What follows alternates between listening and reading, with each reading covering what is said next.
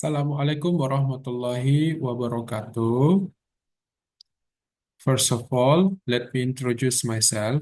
My name is Muhammad Farid Hidayat, and my partner is Mahlina Ekawati. We are from Department of Mechanical Maintenance Engineering, Community College of Manufacturing Industry of Bantaeng, South Sulawesi, Indonesia.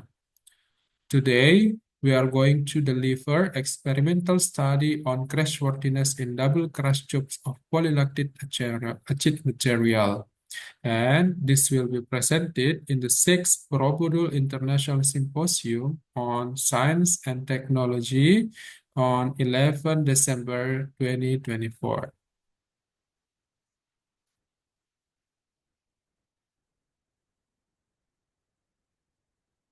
Okay, what is the crash box? Crash box, or we can say the crash tube.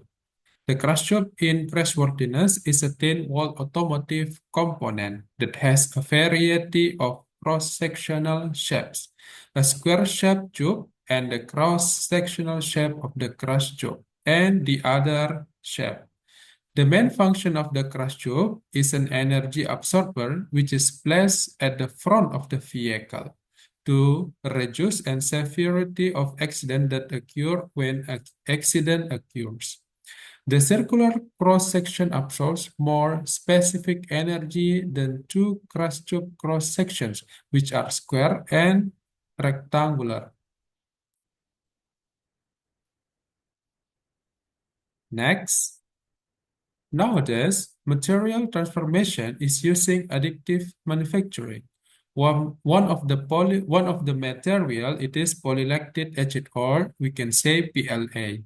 PLA is an environmentally friendly polymer that has brittle properties.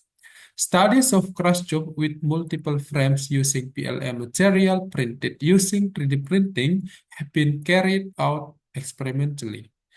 Polycarbonate material has an energy absorption capacity that can be calculated when compared to other metal cross-section, such as aluminum 6061 T6. So, uh, this is our background research. To do our research, it is experimental research on crashworthiness for double tube using PLA material.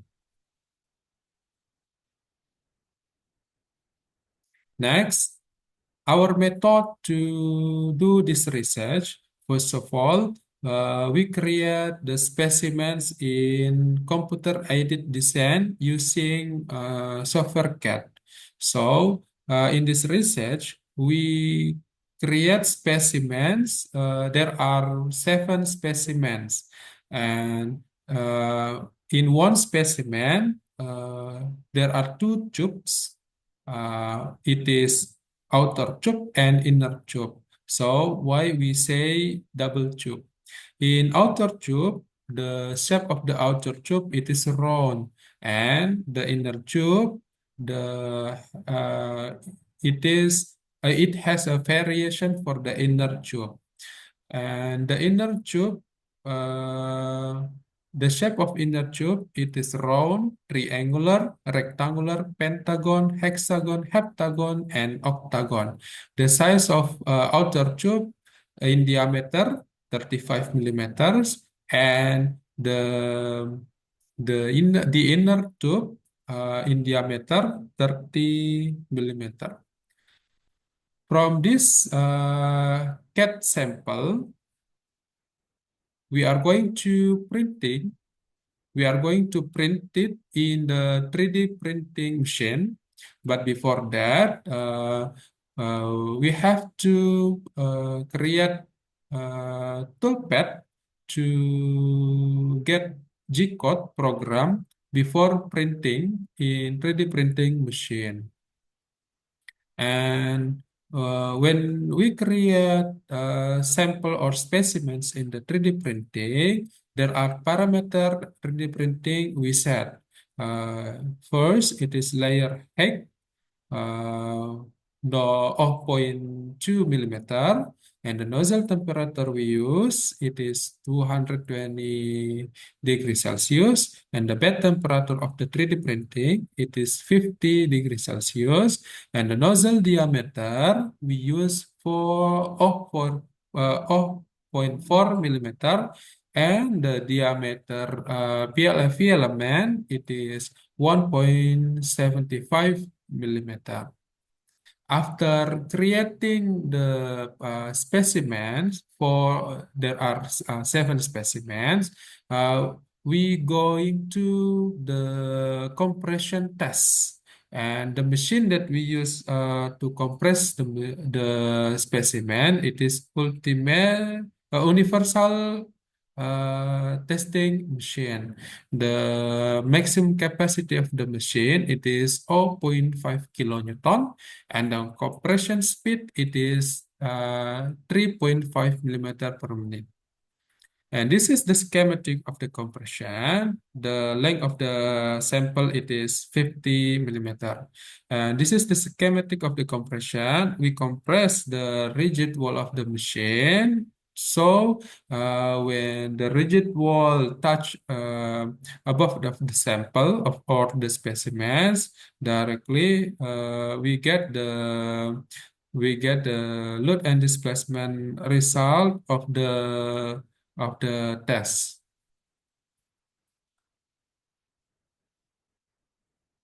Next, this is the deformation mode for the result of the compression test. From the deformation results, we can see on the picture, on the double tube, it was found that there was still buckling around the surface of the specimen. However, faults to the absorbed energy are more dominant. It is for the 7 double tube. And also, there were no fractures as a result of the compression test carried out on all specimens. We can see on the picture.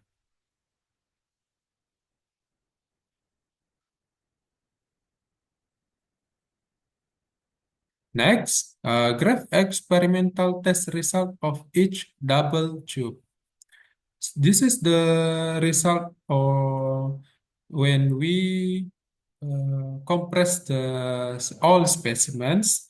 This diagram helps to see the variation in maximum strength that each shape can achieve.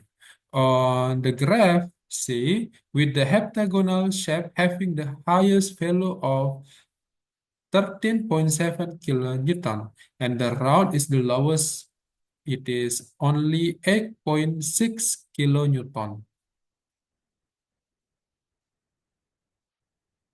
Next, this is the graph of the total absorbed energy and the maximum force of compression.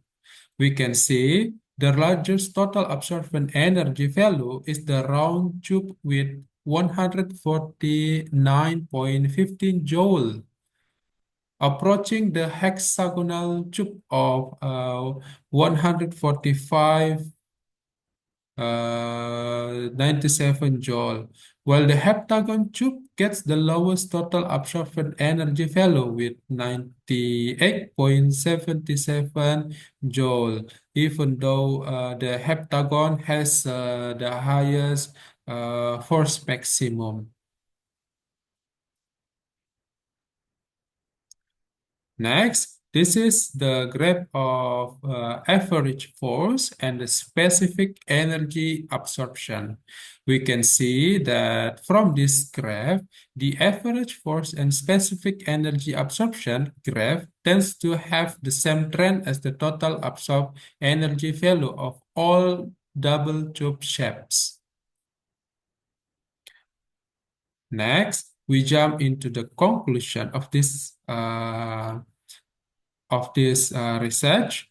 Among 7 double tube specimens experimentally analyzed, double tube with the round inner tube had better total energy absorption than other combination, despite having the lowest maximum force.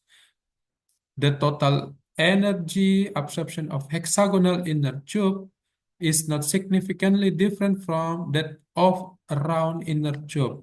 Furthermore, it has a maximum force that is about the highest. Thank you for listening to us in the Sixth Borobudur International Symposium 2024. If you have any question, please let us know in the conference. Thank you.